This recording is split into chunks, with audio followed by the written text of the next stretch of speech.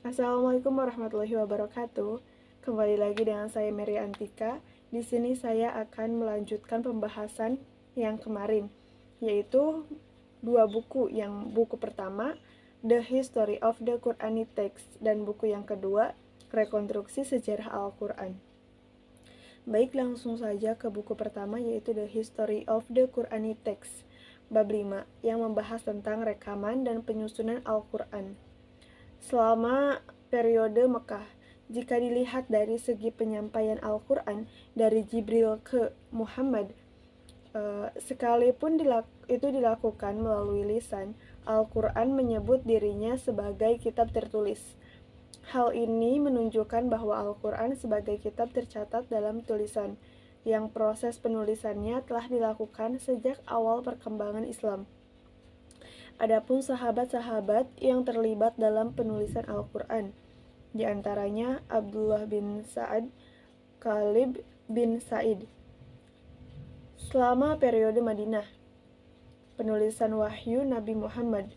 Untuk periode Madinah, ditemukan banyak sahabat-sahabat yang ikut andil dalam penulisan Al-Quran. Misalnya, Abban bin Sa'id, Abu Ummamah, Abdullah bin Sa'id, Amir bin Fuhairah, Az-Zubari bin Al-Awan, dan lain sebagainya. Nabi Muhammad mendiktekan Al-Quran.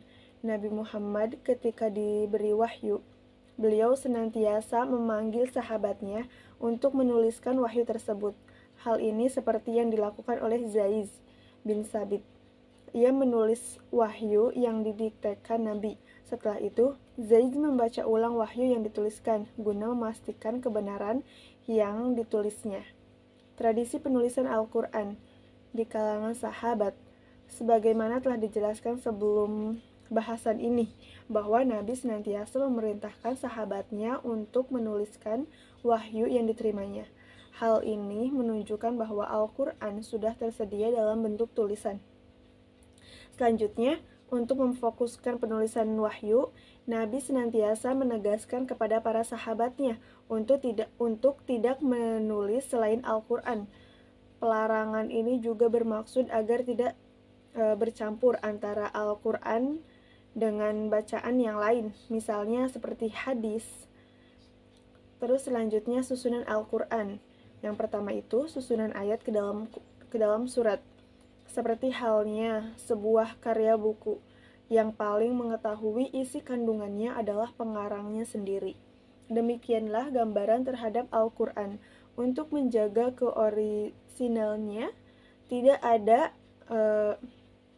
yang diberikan wewenang untuk mengubahnya, termasuk tentang susunan ayat dan surat yang termuat di dalamnya. Karena itu, Allah sepenuhnya yang berwenang mengatur Al-Quran. Dalam berbagai riwayat, Nabi senantiasa mengarahkan sahabat penulis wahyu mengenai letak ayat dan setiap surat.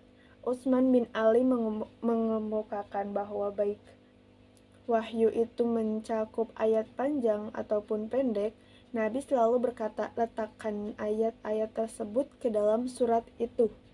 Zaid bin Sabit menegaskan, kami akan kumpulkan Al-Quran di depan Nabi Muhammad. Yang kedua itu penyusunan surat. Dalam penyusunannya, Al-Quran memiliki keunikan sendiri, sehingga berpeluang terhadap surat untuk berfungsi sebagai satuan bebas. Tidak terdapat kronologi atau sumber cerita lain yang masuk ke dalam naskah. Lebih jauh, hal ini juga menjadi argumen bahwa tidak mesti mengikuti susunan surat dalam Al-Quran, baik membacanya dalam sholat, belajar, pengajaran, maupun hafalan. Nabi Muhammad pun pernah membaca surat Al-Baqarah, An-Nisa, dan kemudian surat Al-Imran secara berurutan dalam satu rakaat, sebagaimana dalam hadis riwayat Sahih Muslim nomor 203. Yang ketiga itu susunan surat dalam beberapa mushaf, sebagaimana yang menjadi pengetahuan umum bahwa susunan surat sekarang identik dengan mushaf Utsmani.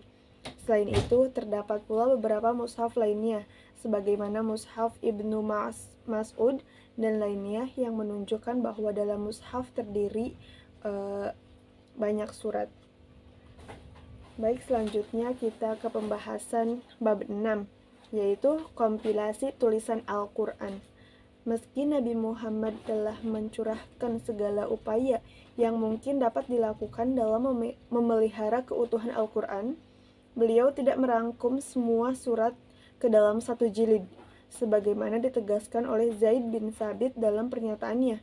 Saat Nabi Muhammad SAW wafat, Al-Quran masih belum dirangkum dalam satuan bentuk buku.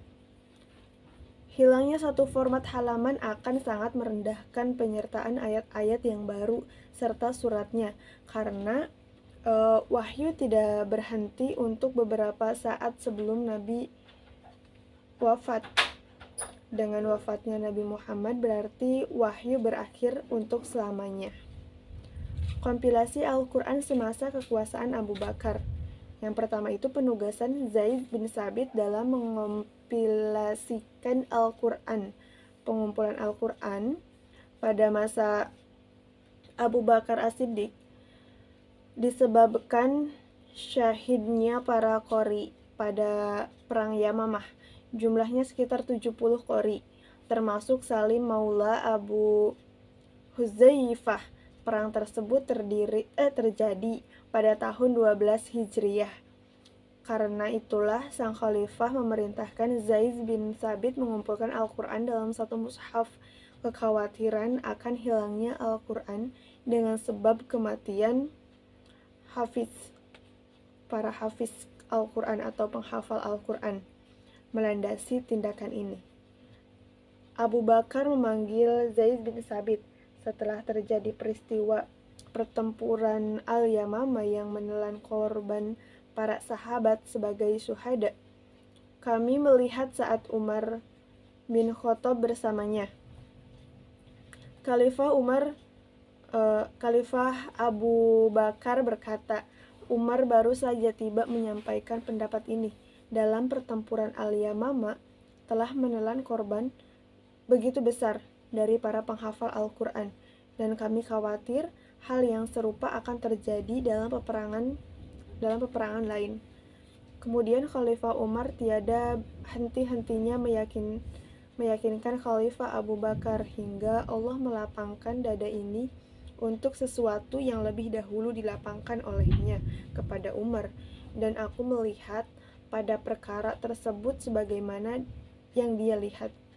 Lalu Abu Bakar pun berkata, Zaid, sesungguhnya kamu pemuda yang cerdas, dan tidaklah aku berprasangka buruk kepadamu. Kamulah salah seorang penulis wahyu Rasulullah, maka telitilah Al-Quran dan kumpulkanlah ayat-ayatnya. Setelah itu,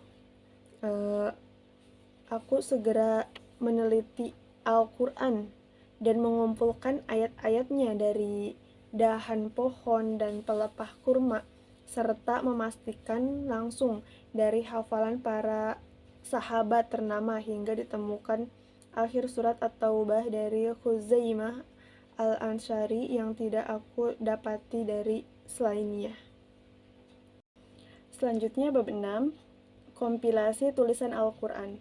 Kitab Al-Quran telah dituliskan seutuhnya saat zaman Nabi, namun belum disatukan dan surat-surat yang ada belum tersusun. Kompilasi Al-Quran semasa kekuasaan Abu Bakar. Penugasan Zaid bin Thabit dalam mengompilasikan Al-Quran. Ketika perang Yamamah mengakibatkan para penghafal Al-Quran gugur. Hal ini menjadi kekhawatiran Umar, sehingga Umar memberitahu hal ini kepada Abu Bakar dan menceritakan tentang pendapatnya. Dia khawatir sebagian Al-Quran akan musnah, maka keluarkanlah perintah pengumpulan semua Al-Quran. Abu Bakar berkata kepada Umar tentang pendapatnya, bagaimana mungkin kami melakukan satu tindakan yang Nabi tidak pernah melakukannya? Umar menjawab bahwa hal ini merupakan upaya terpuji. Umar meyakinkan Abu Bakar terus. Buku selanjutnya yaitu Rekonstruksi Sejarah Al-Quran. Bab 4, pengumpulan pertama Al-Quran, penyebaran tulis-menulis di Arabia. Teori yang berkembang luas di kalangan sarjana muslim bahwa bangsa Arab adalah bangsa yang mayoritasnya buta aksara dan bodoh, sebagaimana lazimnya ditunjukkan dengan ungkapan jahiliyah, terlihat tidak mendapat dukungan dari temuan-temuan arkeologis dan bahkan tidak disokong oleh Al-Quran sendiri. Pemeliharaan Al-Quran pada masa Nabi. Unit-unit wahyu yang diterima Nabi pada faktanya dipelihara dari kemusnahan dengan dua cara utama. Yang pertama itu menyimpannya ke dalam dada manusia dan menghafalkannya. Yang kedua, merekamnya secara tertulis di atas berbagai jenis bahan untuk menulis. Jadi, ketika para sarjana muslim berbicara tentang Jam'ul Quran pada masa Nabi, maka yang dimaksud dengan ungkapan ini pada dasarnya adalah pengumpulan wahyu-wahyu yang diterima Nabi melalui kedua cara tersebut, baik sebagian ataupun seluruhnya. Selanjutnya pengumpulan di masa Nabi dan setelah wafatnya. Dari sejumlah riwayat dikemukakan Nabi Ali bin Abi Thalib sebagai pengumpul pertama Al-Quran pada masa Nabi berdasarkan perintah Nabi sendiri. Ali, khalifah keempat dari Al-Khulafa Ar-Rasyidin, adalah anak Abu Thalib, pemimpin Banu Hashim yang secara gigih melindungi Nabi ketika di Mekah. Nabi menjelang ajalnya memanggil Ali dan memberitahukan tempat penyimpanan rahasia bahan-bahan Al-Quran di belakang tempat tidurnya. Kemudian berwasiat kepada Ali untuk mengambil dan mengeditnya. Ketika Utsman melakukan pengumpulan mushaf resmi Al-Quran, Ali terlihat menyokongnya dengan mengatakan bahwa seandainya ia berada di posisi Utsman, ia akan melakukan hal senada. Kumpulan Al-Quran lainnya yang diduga digarap segera setelah wafatnya Nabi adalah Mushaf Salim bin Maqil. Seperti diinformasikan dalam sejumlah riwayat, Salim merupakan salah seorang dari sejumlah sahabat yang mendapat rekomendasi Nabi untuk mengajarkan Al-Quran kepada kaum muslimin. Terus pengumpulan pertama Zaid bin Sabit. Masa pengumpulan Al-Quran yang dilakukan oleh Zaid juga terlihat sangat singkat.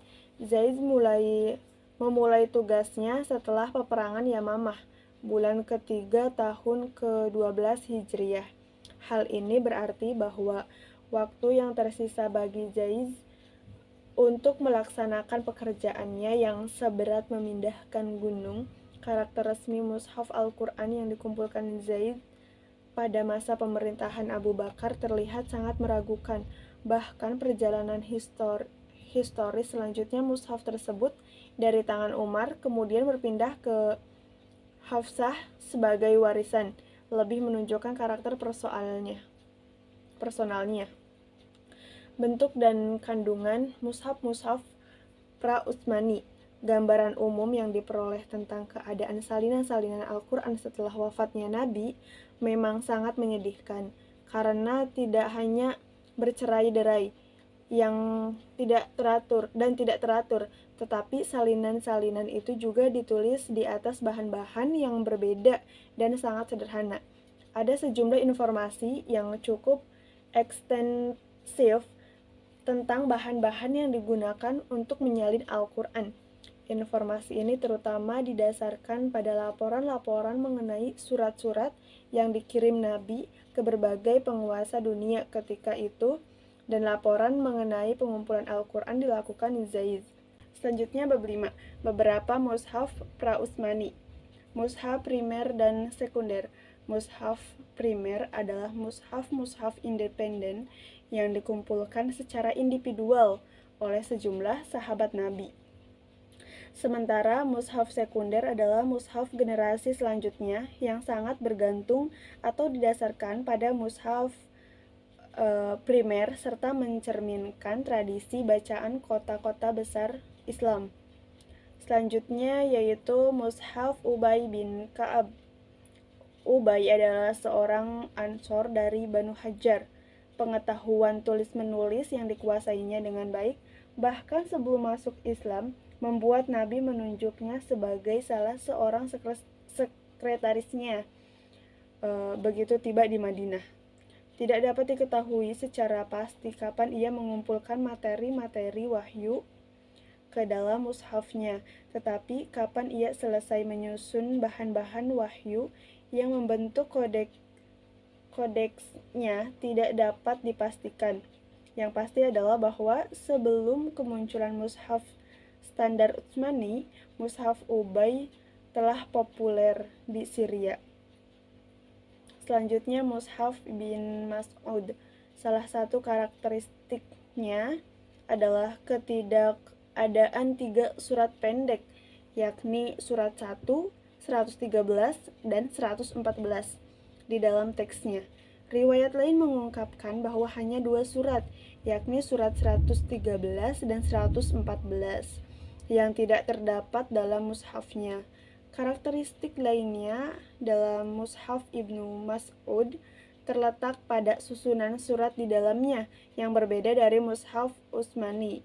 Susunan surat dalam mushaf ini dengan demikian memperlihatkan perbedaan yang cukup signifikan dengan susunan surat mushaf Utsmani. Selanjutnya mushaf Abu Musa al-Asy'ari. Mushaf Al-Qur'annya mulai dikumpulkan pada masa Nabi, lalu diselesaikannya setelah itu. Mushafnya biasa disebut dan dirujuk dengan nama Lubab al-Qulub mulai diterima dan akhirnya dijadikan sebagai teks otoritatif penduduk kota tersebut. Ada beberapa pernyataan dalam karya Ibnu Abi Dawud, Kitab al-Masyahif, yang memperkuat dugaan tentang independensi mushaf Abu Musa. Dalam perjalanan selanjutnya, mushaf Abu Musa terlihat tenggelam dan memudar pengaruhnya dengan diterimanya mushaf Utsmani sebagai mushaf otoritatif. Selanjutnya mushaf Ibnu Abbas. Salah satu karakteristiknya adalah adanya 2 surat tambahan, yaitu surat Al-Kal dan surat Al-Hafid, sebagaimana juga ditemukan dalam mushaf Ubay. Sehingga 2 surat tambahan tersebut mengakibatkan jumlah total surat dalam mushaf Ibnu Abbas menjadi 116 surat. Namun, dalam perincian susunan suratnya, Al-Syahrastani dalam kitabnya hanya menyebutkan sebanyak 114 surat. Selanjutnya, otentisitas mushaf pra-Utsmani. Secara garis besar, bacaan-bacaan Al-Qur'an diklasifikasikan ke dalam 2 kategori berdasarkan isnadnya. Yang pertama adalah bacaan yang ditransmisikan dalam cara dan meyakinkan dan selaras dengan kaidah kebahasaan, serta tidak menyalahi tradisi teks Utsmani. Yang termasuk ke dalam kategori ini adalah bacaan mutawatir dan masyhur, seperti qiraah 7 dan qiraah 10, yang seluruhnya merupakan varian dalam tradisi teks Utsmani. Bacaan mutawatir dan masyhur merupakan bacaan sejati Al-Qur'an, serta dibaca di luar atau di dalam sholat. Kedua adalah bacaan yang ditransmisikan secara tidak memadai atau menyalahi tradisi teks Utsmani atau bertentangan dengan kaidah kebahasaan. Bacaan dalam mushaf-mushaf pra-Utsmani tidak mencapai derajat mutawatir dan masyhur, dan karena itu dalam gagasan ortodoksi Islam bukan merupakan bacaan Al-Qur'an yang otentik. Baik, sekian pembahasan hari ini. Kurang dan kurangnya saya mohon maaf. Wabillahi taufiq wal hidayah. Wassalamualaikum warahmatullahi wabarakatuh.